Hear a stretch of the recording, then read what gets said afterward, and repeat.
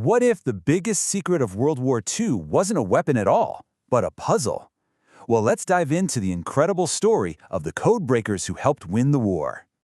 Imagine a puzzle so complex, so important, that cracking it could literally mean the difference between winning and losing a global war. That's exactly what a secret group of people faced during World War II. They were up against a puzzle that held the fate of millions in the balance. You see, during the war, the Nazi regime was sending secret messages using what they were sure was a perfectly unbreakable code. So, to fight back, the Allies put together this hidden team of brilliant minds with one single monumental mission: to break it. So what made this code so incredibly tough? Well, the answer lies in this remarkable machine called the Enigma. Okay, first, let's get our heads around a key idea: encryption. Think of it like a super-secret language. During the war, armies used radios to communicate. But the problem was, anyone could listen in. Encryption was the only way to scramble their messages so that even if the enemy intercepted them, it would all just sound like total nonsense. On the outside, the Enigma machine kind of looked like an old typewriter.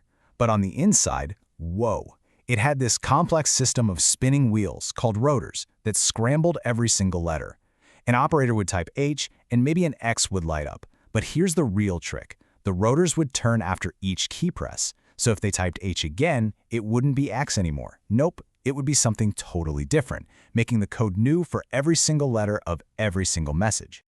So what this all meant was that the number of ways you could set up the Enigma machine each day was 150 quintillion. That's 150 with 18 zeros after it. Yeah, just guessing the code? Absolutely impossible. They needed a smarter way in. So, who could possibly solve a puzzle this massive? Well, the answer was found in a top-secret location in the English countryside called Bletchley Park, where an incredible team was assembled to take on this mission. And this wasn't your typical military unit, not at all. The British government basically recruited a secret army of brain power, top mathematicians to attack the complex math, linguists who could spot patterns hidden in language, chess grandmasters who could think 10 steps ahead, and even crossword puzzle experts who were masters at finding solutions with very little information.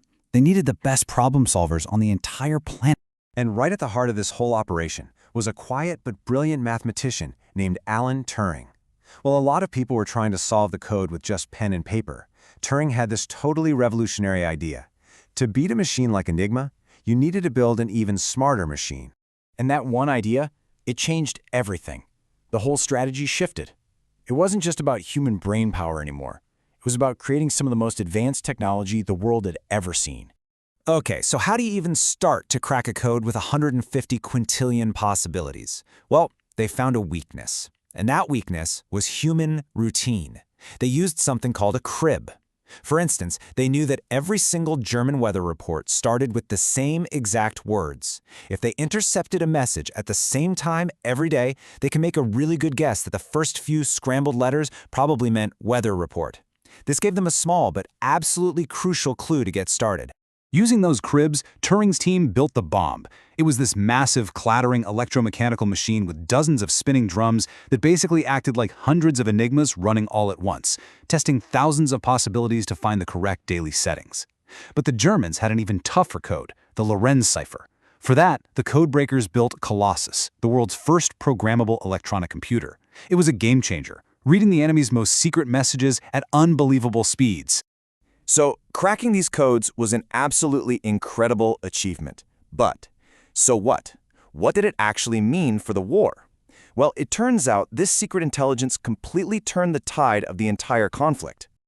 Okay, one of the biggest impacts was right in the middle of the Atlantic Ocean. See, German submarines, known as U-boats, were sinking the vital supply ships that Britain desperately needed to survive. By cracking the naval codes, the Allies knew exactly where those U-boats were hiding. They could then route their own ships safely around the danger, saving precious supplies and countless lives. The results were just staggering. Before the codes were consistently broken, Allied shipping losses were devastatingly high. But after Bletchley Park's breakthroughs, they just plummeted. In fact, many historians believe this intelligence shortened the entire war by at least 2 years. Think about that, 2 years. And their work was also absolutely essential for one of the most famous moments of the war, the D-Day landings. The Allies created a massive deception plan, complete with a fake ghost army. to trick the enemy about where the invasion would happen. So how did they know the trick was actually working? You guessed it, they were reading the enemy's secret messages. This confirmed the deception was a success, which meant the real invasion force faced weaker defenses, saving thousands of soldiers' lives. So the war finally ends. But you know what? The story doesn't stop there. What's truly incredible is how this top-secret work from the 1940s connects directly to the world you and I live in today.